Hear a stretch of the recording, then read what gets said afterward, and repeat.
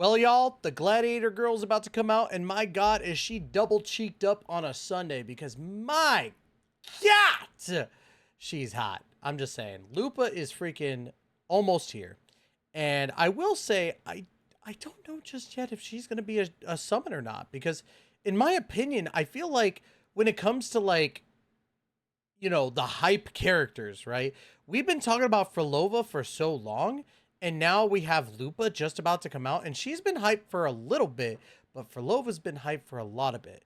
But I also want to take a look at what this banner is going to signify. So today we're going to go over the banner that Lupa's going to have, and if you should summon or not. But of course, before we get into that, like, comment, subscribe, all that wonderful stuff. Don't forget to check out GamerSubs. Use code TYSTRA for 10% off of your purchase, right? We do have GamerSubs cans coming out very, very soon, and I'm very stoked on those. I can tell you right now, 2 flavors have been confirmed. It's going to be Goof Juice and Blowhole Blast. And I'm just saying, both of those are 2 of my favorite flavors. I'm just saying. Use code TYSTRA for 10% off. But let's dive in. First things first, I want to talk about Sanhua. Sanhua is a really good character and still considered top tier on a lot of people's lists, including my own. I think that she's the best 4-star in the game. Now, why is that, right? If we look at what she's able to do, let's go ahead and go over here really quick. Her skill, she's able to produce these ice prisms. On her liberations, she's able to put out these glaciers. And of course, on her intro skill, when she's brought into the field, she creates thorns. Why are these important? Well, when you activate her Forte circuit, she's able to, after like basically doing a heavy attack, she detonates all of them on the field. And it's just insane amounts of damage at times and is pretty dang good. Now, it's really good also for the fact that you can build her up with energy regen and constantly get that resonance liberation out every single time. Now, of course, the great thing with Sanhua as well is her outro skill, which if you switch it to another character, they're going to get a 38% bonus to their basic attack damage, which does work really, really well if you're switching in to your main DPS. That, in conjunction with the Moonlit Clouds ability, where you get increased energy regen on the 2 set, but on the 5 set, when you do your outro skill, you also increase the attack of a Resonator, adds up really well for your DPS characters. Which to me makes Sanhua one of those characters that is a must-have on your account. And going forward, like the L6 of her, or C6, M6, whatever you want to call it, makes a lot of sense for people to do, because she just gets that much better when you summon more copies of her. And that's why she is a +1 for me. I think that getting copies of her is actually really good for your account. Now, here is where we talk about the bad. We do know that Chisha is going to be a part of the banner as well, and you get her for free anyway, so already you've got the character on your account if you've been playing for more than an hour. So, to me, it already just kind of goes, unless you really need the extra, like, dupes for her. Which I will say that if you get another Chisha, the first one is not too bad. Your resonance skill boom boom hits will always be critical hits, which is good. Like, I think that that's decent, but at the same time, I don't think Chisha is going to be doing any crazy damage anytime soon. And I'm really not the only one that thinks this. If you look here, and this is a Pridewin tier list, I'm not saying that Pridewin is the end-all be-all, but I am going to say that Pridewin, for the most part, I can agree with. I think that the tier list isn't bad. But Chisha is very niche, and I will agree with that. Same with another character that we're going to be talking about here in this video.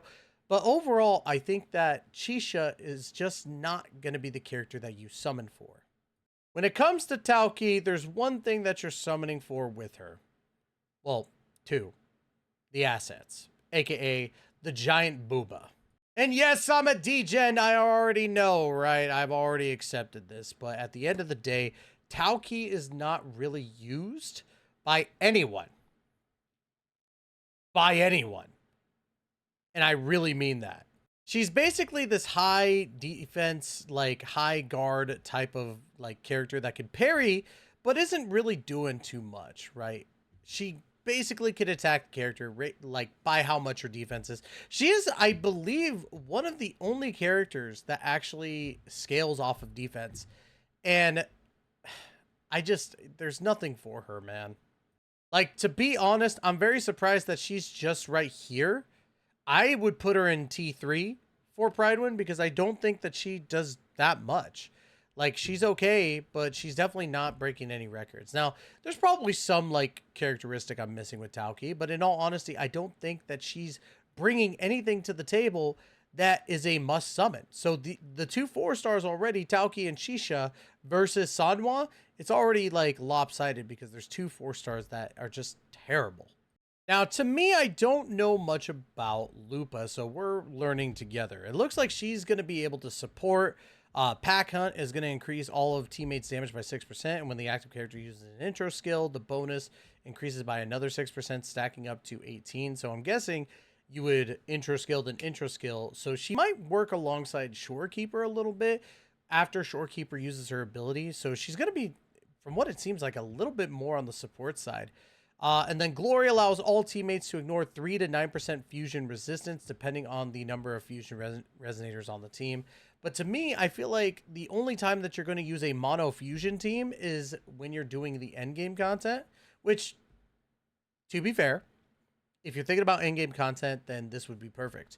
And then Lupa's outro skill buffs the next resonator by 20% fusion damage. So she's going to work really well in conjunction with, like, the Chang Li's, Brant's, who else is a fire resonator? I feel like I'm forgetting somebody, which feels really bad. Oh yeah, that's right, Encore, but nobody plays Encore. She's just whatever at this point. But I guess too, she has her own personal damage too. Lupa generates Wolf Flame by attacking with at least 50 points of Wolf Flame, heavy attack, and mid-air attack stage 3, restore Wolf Faith at the cost of Wolf Flame. When Wolf Faith is full, she unlocks an enhanced resonance skill. Okay. Kind of poggies. So she seems like she's going to be more used in the support role. So Chang Li will definitely benefit on that. I'm sorry, I'm looking at the skill or liberation and my neurons are activated just when I see her like come up with the booba. But I feel like Lupa is a decent unit to have and in essence could very well be detrimental to you in essence for your fusion teams, right? You're going to need her for like Brant and Chang Li, and I'm okay with that. I think that that's a decent support. I just don't know if it's worth it, guys. Like, I'm going to be real. Like, if I wasn't doing like summoning content on my channel, I would probably skip Lupa to see what Phrolova is going to be like. And I know that people are going to be like, oh, but Lupa, she could be great. And I'm sure she can. Like, I'm not going to sit here and say that she can't. Honestly, Fusion Team is probably the one that's lacking the most right now for me.